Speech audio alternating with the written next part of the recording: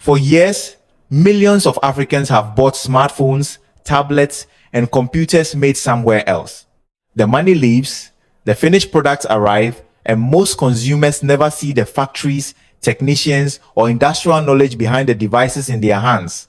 But inside a production facility in Ouagadougou, Burkina Faso, that familiar story is beginning to look different. At Horizon Industries, technicians move electronic devices through an assembly line step by step. One worker fits components into the phone casing, another handles the cameras, another works on the charging system. Further down the line, technicians test the device. If something fails, that phone does not simply continue toward packaging. It is removed, examined, repaired, and tested again. Now, this does not mean Burkina Faso suddenly manufactures every chip, screen, camera, and electronic component from raw materials. It does not. And that is precisely why this story is more interesting than the slogan, "Made in Burkina Faso." The real question is not whether Ouagadougou can become another Silicon Valley overnight. The question is whether a country that has spent decades buying technology can begin using that same demand to create jobs, technical skills, and industrial capacity at home. President Ibrahim Traore appears at the center of that larger gamble. His government has increasingly emphasized domestic production and the idea that Burkina Faso should retain more of the value created by what its people consume. If this strategy works, the consequences may eventually reach beyond Burkina Faso itself. Mali and Niger are now linked with Burkina Faso through the alliance of Sahel states. Together, they represent a much larger potential economic space. Could a phone assembled in Ouagadougou therefore represent the first step towards something bigger? Could government demand help a young industry survive long enough to become competitive? And could three Sahel nations eventually turn their combined demand into industrial power? Stay with this channel as we follow the money, the workers, and the strategy behind this experiment. Because the most important thing coming off this production line may not be the phone. It may be the knowledge being built behind it. Walk along the Horizon Industries production line, and one detail quickly becomes more important than the machines. It is the people standing beside them. A technician receives a device at one stage and performs a specific task before passing it forward. Components are fitted into the casing, cameras are installed, charging connections are checked, screws and covers are secured. Then the device moves toward testing, where another worker must determine whether everything functions correctly. If a problem appears, the process changes. A phone with a faulty charging function, for example, can be separated from the normal flow. A technician identifies the problem, another examines the affected component, and the device can be repaired before it is allowed to continue. That may sound like ordinary factory work, but for Burkina Faso, there is another way to measure its value. Every repeated task builds experience. Workers learn how electronic components fit together. They learn how to recognize defects, how to test finished devices, and how to diagnose problems, rather than simply replacing an imported product when something goes wrong. Horizon representatives have said that roughly 70 to 80% of technicians on the production line are women.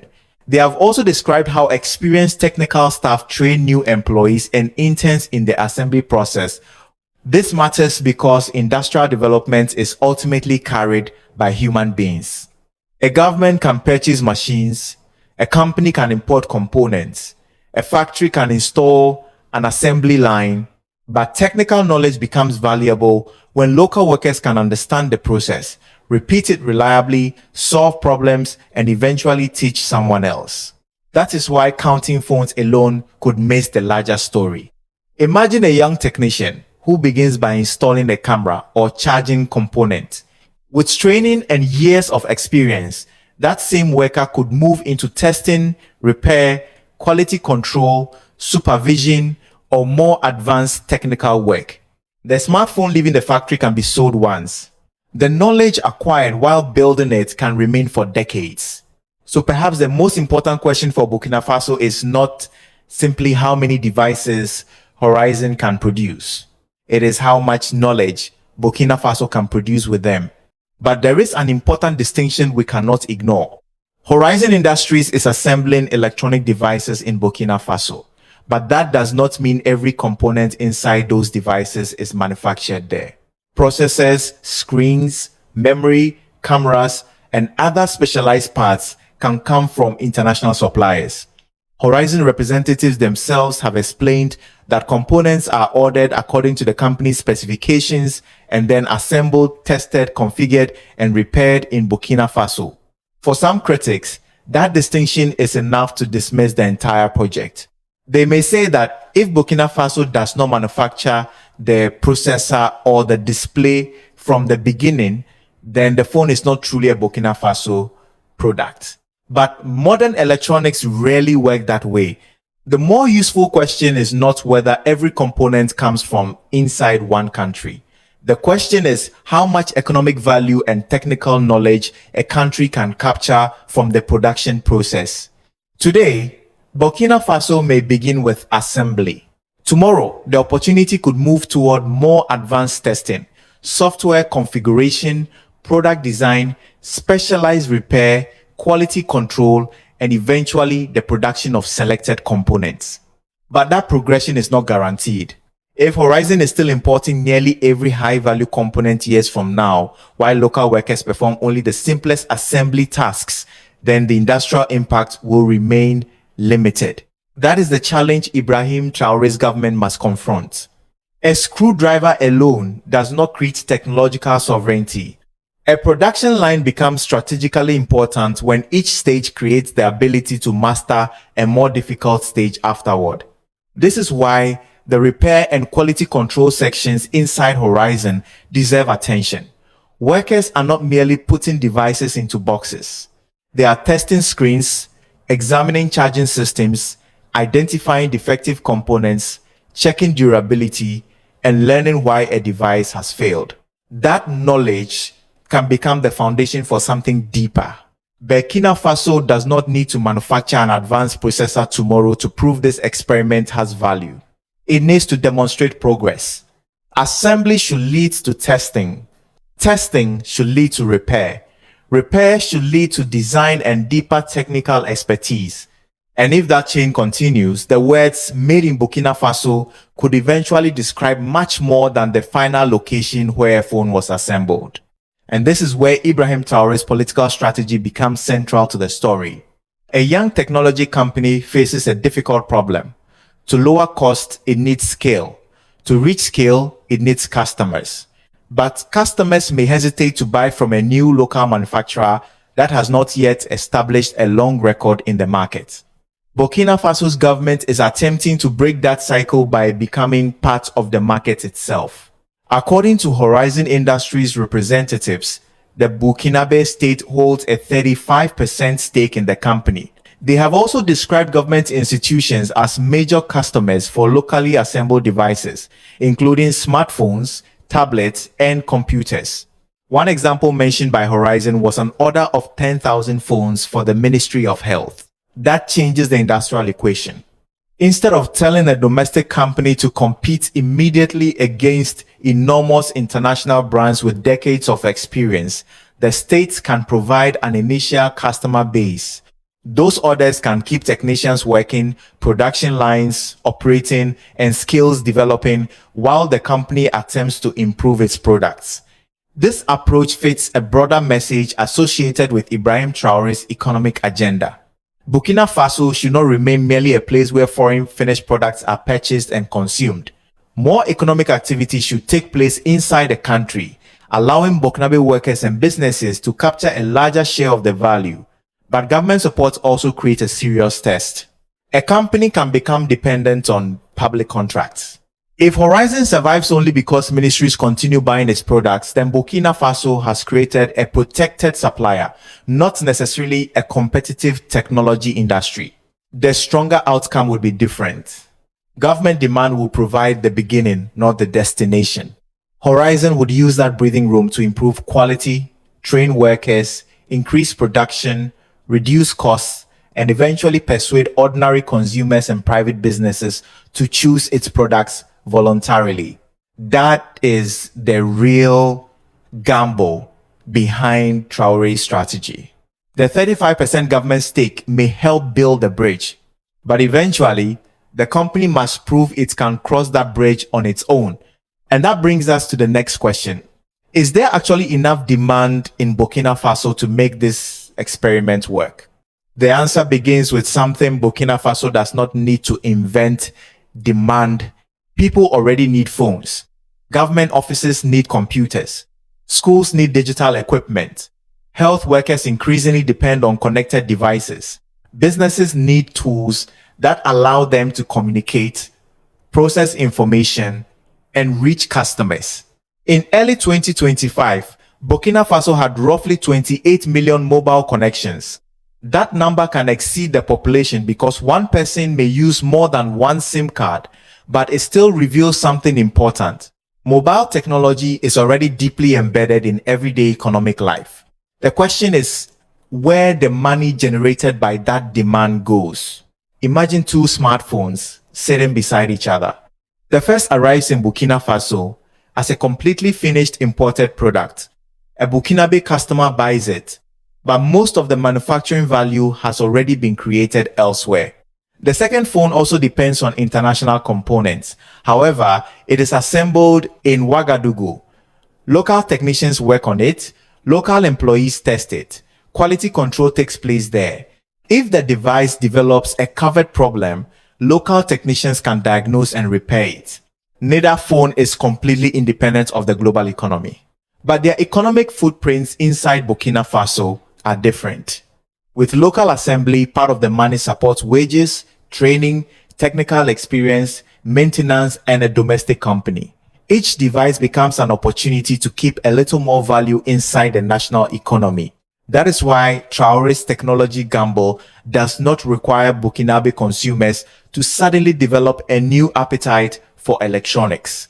The appetite already exists. The challenge is redirecting part of existing consumption toward domestic productive capacity without forcing people to accept poor quality or uncompetitive prices. And that final condition matters. Patriotism may persuade someone to try a locally assembled phone once. Reliability, price, performance, and after-sales service will determine whether that person buys another. If Horizon can compete on those fundamentals, Burkina Faso could begin converting technology consumption into industrial learning. But Burkina Faso alone is only the first market. Beyond its borders are Mali and Niger. And together, those three countries create a very different economic calculation. Now, the map becomes larger.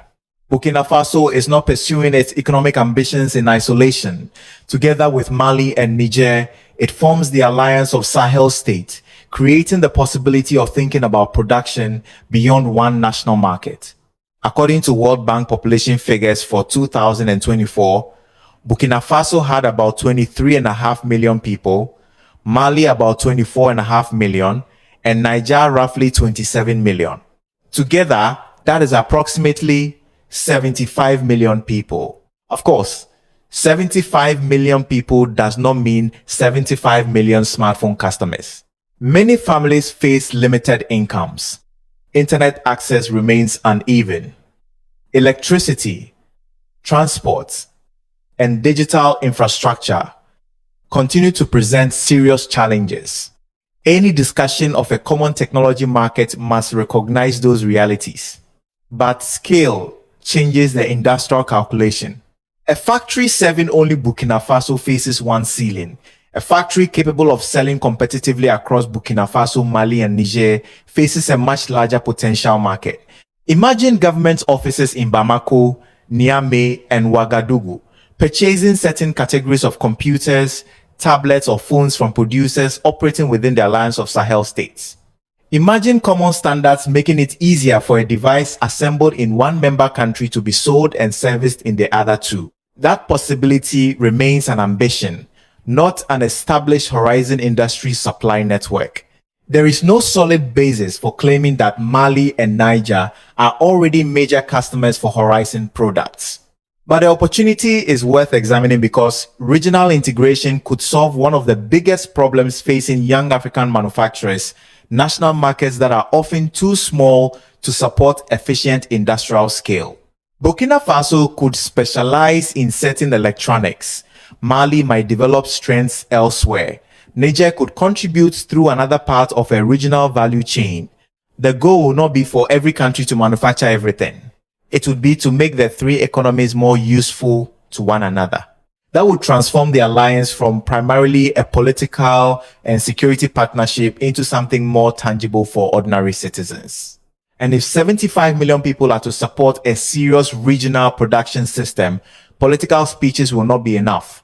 Factories need financing, reliable energy, roads, logistics, and institutions capable of turning ambition into investment. But a regional market cannot be built by ambition alone. Someone must finance the roads, electricity, logistics, factories, and businesses that make production possible. This is why another development inside the Alliance of Sahel States deserves attention. The alliance has established a regional investment and development bank with announced starting capital of 500 billion CFA francs, worth roughly 900 million United States dollars, depending on the exchange rate. Its broader purpose is to help finance strategic development across Burkina Faso, Mali, and Niger. That does not mean the bank is financing horizon industries. There is no reliable evidence supporting such a claim, and we should not pretend otherwise. The importance lies in what this institution could represent for the future. Consider what an electronics factory actually needs. It needs reliable electricity to keep equipment operating. It needs transportation networks to bring components into the country and distribute finished products. It needs financing to purchase machinery and expand production. It needs digital infrastructure, trained workers, and customers with enough purchasing power to create sustained demand. A factory, in other words, is only the visible end of a much larger economic system. If the Alliance of Sahel States wants regional manufacturing to grow, its development institutions could eventually help finance the environment surrounding those factories. That could mean better energy infrastructure, improved transport corridors, industrial zones, financing for local businesses, or digital networks connecting producers and consumers across the three countries. This is where the technology experiment in Ouagadougou begins to connect with a much larger question. Can Burkina Faso, Mali, and Niger build institutions that transform political cooperation into productive economic capacity? The answer will not come from one smartphone. It will come from whether these countries can combine capital, infrastructure, skills, and markets over many years. Because industrial sovereignty is not achieved when a leader opens a factory. It is achieved when the economic system around that factory becomes strong enough for businesses to survive, expand, and compete. And that leads directly to one of the most controversial parts of the Traore story.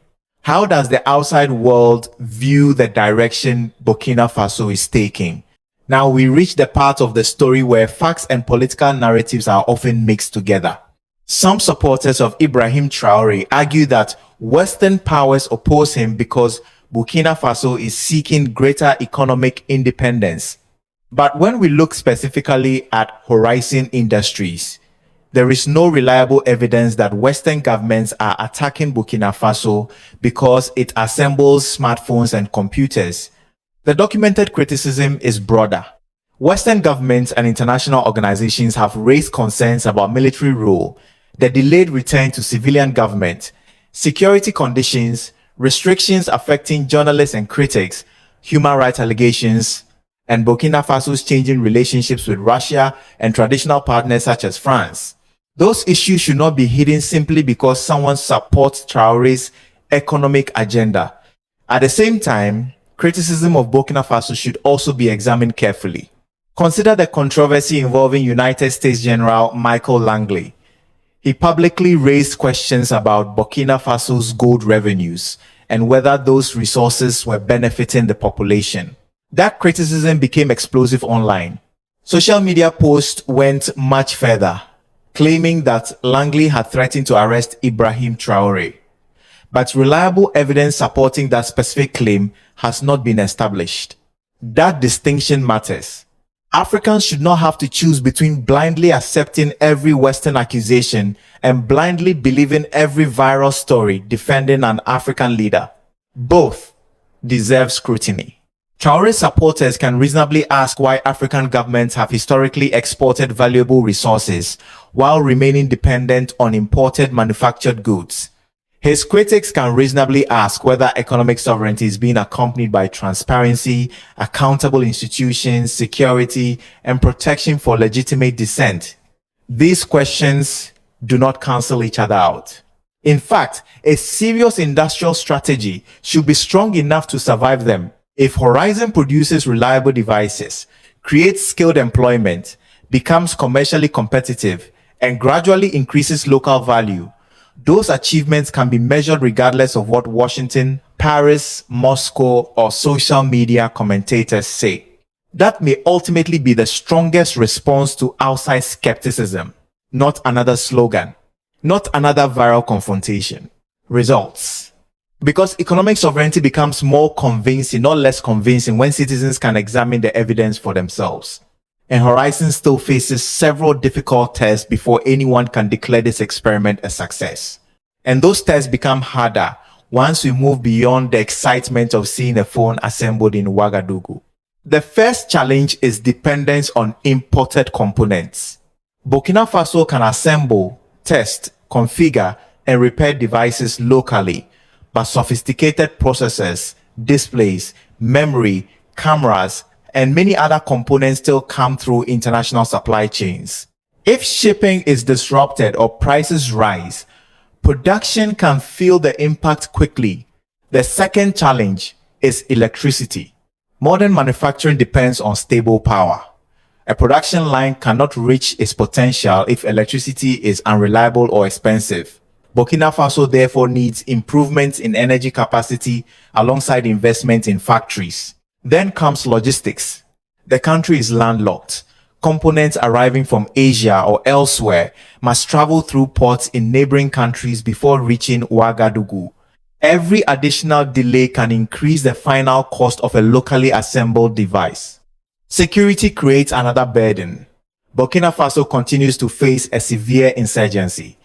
Government resources needed for infrastructure, education, industrial development, and technology must compete with the enormous demands of national security. And then there is perhaps the most important commercial risk. Government support can launch an industry, but government support cannot be the only reason that industry survives. Eventually, a customer standing in a store must compare a Horizon phone with an imported alternative and decide that the local product offers acceptable quality, performance, service, and price. That decision cannot be commanded forever. It must be earned. This is why the future of Horizon should not be judged by patriotic enthusiasm alone. A successful industrial policy must gradually reduce vulnerability. More technicians should acquire advanced skills. More maintenance should happen locally. Supply should develop around the factory where practical. Production should become more efficient. Private customers should become increasingly important. And regional sales must eventually become real transactions rather than political aspirations. None of these obstacles means Burkina Faso should abandon the experiment. They reveal what the experiment must overcome. The hardest part of industrialization is not opening a factory. It is building an ecosystem capable of keeping that factory productive year after year. And that gives us the final test of Ibrahim Traore's technology gamble. So how should we judge this experiment 5 years from now? Not by speeches, not by viral videos, not even by the number of phones leaving one factory. There are 4 better tests. First, skills. Can a technician in Burkina Faso perform more advanced work 5 years from now than today?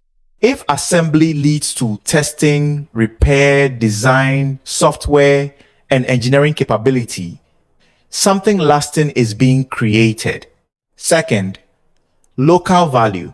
Can Burkina Faso gradually keep more of the economic value behind each device at home while remaining connected to global supply chains? Third, competition. Can Horizon eventually convince ordinary customers to buy its products because they are reliable, affordable, and supported by good service rather than because government institutions are purchasing them? And fourth, regional integration.